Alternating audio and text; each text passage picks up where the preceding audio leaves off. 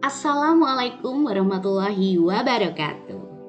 Halo rekan-rekan guru semuanya, saya Listiawati kali ini akan melakukan pengimbasan pada asesmen kompetensi minimum atau AKM yang telah dilaksanakan oleh Kementerian Pendidikan dan Kebudayaan. Apa itu asesmen kompetensi minimum?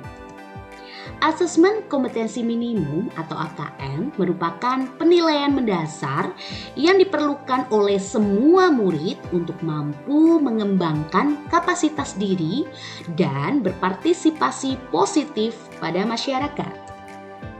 Terdapat dua kompetensi mendasar yang diukur dalam AKM.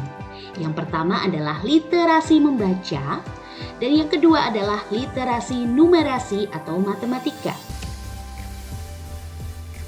Baik pada literasi membaca dan numerasi, kompetensi yang dinilai mencakup keterampilan berpikir logis sistematis, keterampilan bernalar menggunakan konsep serta pengetahuan yang telah dipelajari, keterampilan memilih dan mengolah informasi.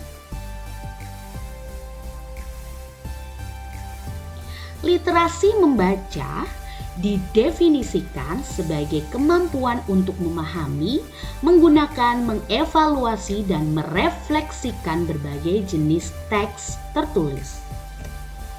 Numerasi adalah kemampuan berpikir menggunakan konsep, prosedur, fakta, dan alat matematika. Sekarang tujuan dan manfaat asesmen nasional.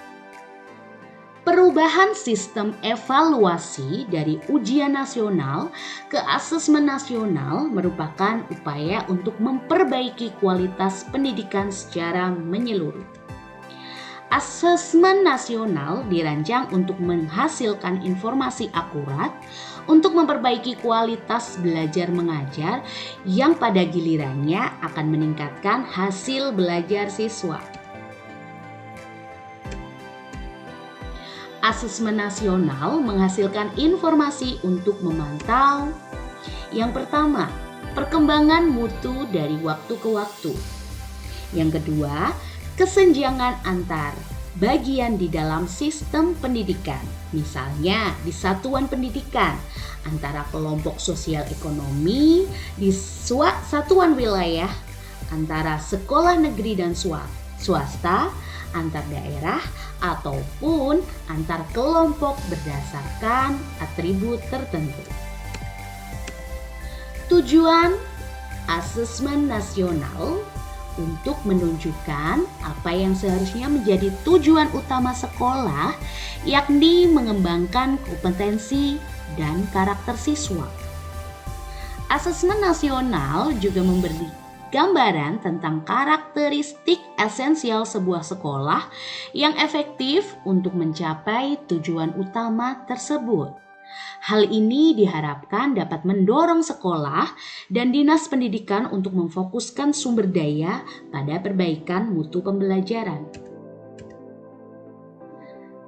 Kita akan mempelajari apa itu perbedaan ujian nasional dan asesmen kompetensi minimal.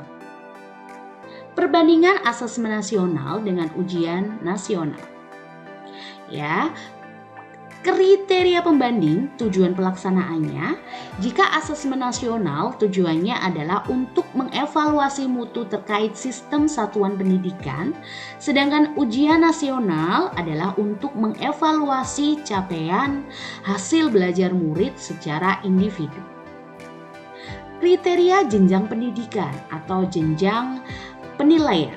Nah, jika asesmen nasional dilaksanakan oleh SD, SMP, SMA, SMK, program kesetaraan jenjang dasar dan menengah, sedangkan ujian nasional itu hanya dilaksanakan pada SMP, SMA, dan SMK. Kriteria level siswa. Asesmen nasional dilaksanakan pada kelas 5, 8, dan 11, sedangkan ujian nasional dilaksanakan pada tingkat akhir pada tiap jenjang. Kriteria subjek siswa. Pada asesmen nasional, ya, siswa dipilih secara acak untuk mengikuti asesmen nasional.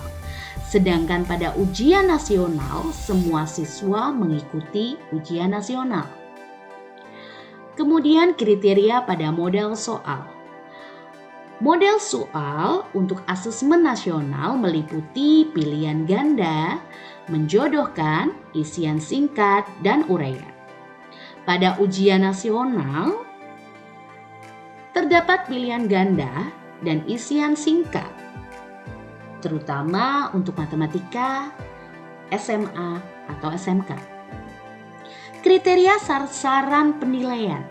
Pada asesmen nasional, kompetensi literasi, numerasi, dan karakter, serta kualitas dan iklim satuan pendidikan yang mendukung pembelajaran. Sedangkan ujian nasional pada penguasaan terhadap mata pelajaran. Kriteria pada metode penilaian. Asesmen nasional menggunakan metode Computerized Multi-Stage Adaptive Testing atau MSAT. Sedangkan pada ujian nasional menggunakan Computer Based Test, CBT, dan Paper Based Test atau PBT. Teknik pelaksanaan asesmen nasional. Asesmen nasional merupakan cara untuk memotret dan memetakan mutu sekolah dan sistem pendidikan secara keseluruhan. Karena itu, tidak semua siswa perlu menjadi peserta dalam asesmen nasional. Yang diperlukan adalah informasi dari sampel yang mewakili populasi siswa di setiap sekolah pada jenjang kelas yang menjadi target dari asesmen nasional. Pemilihan jenjang kelas 5, 8, dan 11 dimaksudkan agar siswa yang menjadi peserta asesmen nasional dapat merasakan perbaikan pembelajaran ketika mereka masih berada di sekolah tersebut. Selain itu, asesmen nasional juga digunakan untuk memotret dampak dari proses pembelajaran di setiap satuan pendidikan. Murid kelas 5, 8, dan 11 telah mengalami proses pembelajaran di sekolahnya, sehingga sekolah dapat dikatakan telah berkontribusi pada hasil belajar yang diukur dalam asesmen nasional. Merumuskan butir soal asesmen nasional. Yang pertama, bentuk soal asesmen nasional AKM terdiri dari pilihan ganda kompleks, menjodohkan, isian singkat, dan uraian. Pilihan ganda, siswa hanya dapat memilih satu jawaban benar dalam satu soal.